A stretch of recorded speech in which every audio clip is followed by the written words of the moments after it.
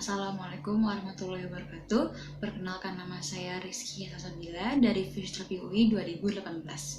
Hari ini saya akan menjelaskan tentang pain management. Menurut International Association Study of Pain, nyeri didefinisikan sebagai suatu pengalaman sensoris dan emosional terkait dengan kerusakan jaringan atau kerusakan potensial jaringan.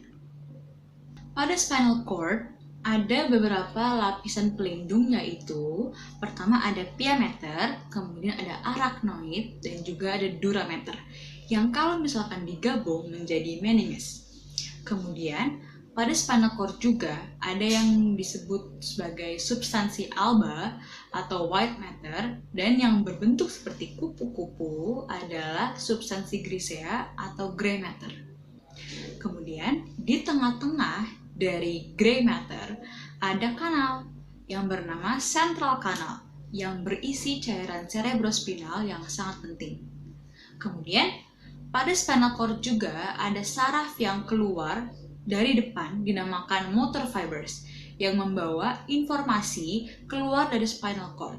Dan pada aspek dorsal spinal cord ada serabut saraf yang keluar dinamakan sensory fibers yang membawa informasi ke spinal cord dan membawa informasi juga ke otak. Okay, so how the sensation begin? Saraf yang bisa mendeteksi atau terstimulus oleh rasa nyeri dinamakan nociceptors. Gini, saat terjadi injury, tubuh akan mengeluarkan sel-sel imun. Ketika sel itu rusak, otomatis tubuh akan mengeluarkan hormon sitokinin. Namun, hormon yang terpenting lainnya untuk jalur naik ke otak atau ascending pathway adalah hormon prostaglandin yang dihasilkan oleh semua sel pada tubuh sebagai respon terhadap inflamasi.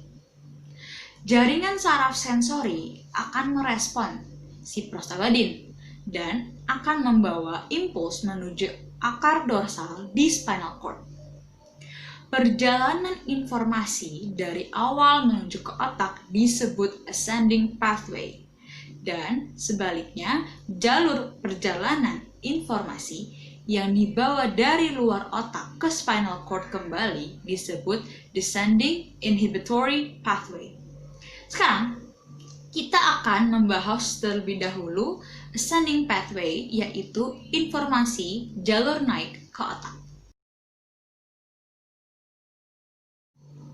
Terdapat dua tipe nociceptors. Yang pertama adalah alpha delta fibers yang dapat mengantarkan informasi dengan cepat dengan tipe nyeri yang lokal seperti nyeri ketusuk atau nyeri pukul. Yang kedua adalah C fibers yang mengantarkan nyeri dengan lambat dan tidak bermielin, dan rasa nyerinya pun seperti burning pain. Oke, pada awalnya nociceptors menerima stimulus dari noxious stimuli dan mengeluarkan chemical untuk disebarkan ke spinal cord. Dari sini, chemical tadi masuk ke akar dorsal yang dimana tempat sensory fibers tadi yang akan membawa informasi masuk ke dalam spinal cord. Di akar dorsal, sel saraf 1 atau nociceptors ini melepaskan chemical di gray matter yang berbentuk seperti kupu-kupu tadi. Kemudian bersinapsis dengan sel saraf kedua yang disebut second order neuron. Pertemuan itu disebut juga dengan pain neurotransmitter. Setelah itu, second order neuron membawa informasi menuju ke thalamus lewat jalur spinothalamic tract. Oke, lalu di otak bagian luar ada area yang terkait dengan sensory dan sentuhan yang disebut sebagai somatosensory cortex yang berkolerasi pada bagian-bagian tertentu pada tubuh seperti yang ada pada diagram homunculus. Sesampainya di thalamus, informasi yang tadi akan ditangkap oleh saraf pengantar ketiga yang membawa informasi ke somatosensory cortex pada bagian area trunk. Karena yang terkena stimuli di area trunk, jadi kita tahu deh bahwa ada nyeri di area trunk kita. Kemudian, informasi yang berada di otak diproses di otak kiri, sedangkan bagian tubuh yang terkena adalah di sebelah kanan. Karena ada perjalanan spinal cord, adanya prinsip kontralateral atau menyilang. Maka dari itu, terjadi persilangan antara area yang terkena dan juga yang diproses di otak. Oke, kita lanjut ke descending pathway. Di proses perjalanan ada yang dinamakan jalur naik dan jalur turun. Jalur naik menyampaikan sinyal ke otak dan jalur turun bertanggung jawab untuk menghambat dan mengontrol jalur naik. Jalur turun bernama periquedictal disubstansi grisea atau PSG pada midbrain dan nucleus raphe magnus atau NRM kalau aku singkat, dan itu berada di medula. Sebelum menginhibisi, neuron akan muncul dari periaqueductal substansi grisea dan turun menuju neuron raphe magnus dan bersinapsis dengan neuron sekunder bernama serotonergic atau noradrenergic neuron atau disebut juga SNTNA dan turun ke akar dorsal. SNTNA berfungsi sebagai komponen inhibitor antara neuron primer dan neuron sekunder pada ascending pathway dan akan mengontrol pain yang akan menuju ke otak. Akar dorsal merupakan komponen yang sangat penting pada proses penghambatan nyeri karena dia berfungsi sebagai gate control. Pada substansi gelatinosa, neuron 1 bersinapsis pada neuron 2 pada ascending pathway ya, dan kemudian melepaskan substansi P untuk menuju ke celah sinapsis yang kemudian akan menstimulasi neuron kedua untuk menyebarkan impuls ke talamus via spinothalamic tract yang sudah kita bahas tadi. SNTNA ini mengeluarkan chemical pada descending pathway yang berfungsi untuk mengikat reseptor presynaptic neuron dan menghambat pengeluaran substansi P. Kemudian dia akan menstimulasi keluarnya neuron opioid atau interneuron yang ketika terstimulasi akan mengeluarkan enkephalin yang bertugas untuk menghambat presynaptic neuron atau neuron 1 untuk melepas substansi P. Yang terakhir, dia akan menghambat postsynaptic neuron untuk berdepolarisasi dan menghentikan keberlanjutan impuls naik ke talamus. Kalau misalkan masih ada yang bingung kayak kenapa akar dorsal itu penting banget dan kenapa dia disebut sebagai gate. Sebenarnya apa sih yang terjadi di akar dorsal? Kita bahas sekarang. Gate Control Theory. Teori ini akan menjelaskan sebuah mekanisme tentang bagaimana rasa nyeri itu dapat berkurang dengan mengaktifasikan non-painful sensation. Sekarang kita tahu nih bahwa sensasi menyakitkan dapat dikurangi dengan mengaktifkan non-painful sensation.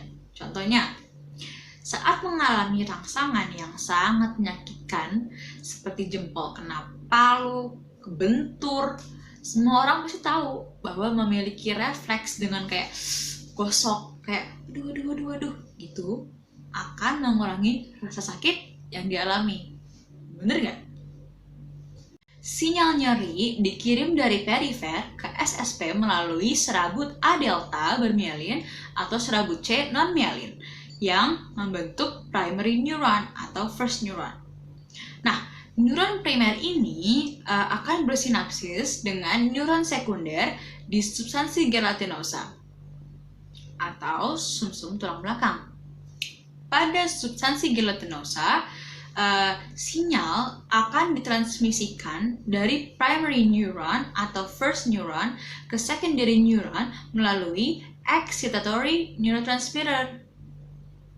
Kemudian, substansi P yang dilepaskan dari primary neuron untuk mengikat reseptor pada secondary neuron menyebabkan EPSP atau excitatory postsynaptic potential di membran secondary neuron mengarah ke potensial aksi yang dapat dikirim melalui secondary neuron. Secondary neuron melintasi sisi berlawanan dari sumsum tulang belakang secara kontralateral sampai ke talamus melalui traktus spinothalamic tract dan bersinapsis dengan neuron terieri dari talamus ke postcentral gyrus di lobus parietal. Rasa nyeri ke otak dapat terputus pada tingkat substansial gelatinosa yang bertindak sebagai gate ketika rangsangan yang tidak menyakitkan seperti mengaktifkan Pacinian corpuscle oleh deep touch. Pacinian corpuscle yang terletak di dermis kulit akan aktif dengan menggosok area tersebut. Sinyal untuk deep touch ini ditransmisikan oleh DCML atau dorsal column meniscal system. Sistem ini akan menaikkan EPSP secara lateral atau pada sisi dorsal sumsum tulang belakang ke medula oblongata yang melintas di lemniscus medial batang otak. Ketika DCML diaktifkan dengan deep touch, ini akan mengaktifkan inhibitory neurons. Inhibitory neurons yang menghambat sinyal rasa sakit dengan melepaskan neurotransmitter penghambat seperti enkaphalin. Enkaphalin mengikat reseptor opioid di membran terminal akson dan menutup kalsium channel yang menyebabkan lebih sedikit pelepasan neurotransmitter excitatory seperti substansi P dan dari terminal akson dari primary neuron.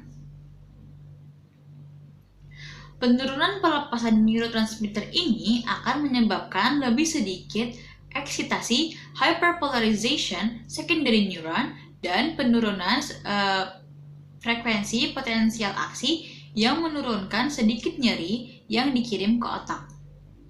Enkaphalin juga mengikat reseptor opioid membran tubuh sel atau dendrit secondary neuron dan menyebabkan terbukanya potassium channels yang menyebabkan hyperpolarization pada secondary neuron dan penurunan frekuensi potensial aksi di neuron sekunder menyebabkan lebih sedikit sinyal nyeri untuk dikirim ke otak.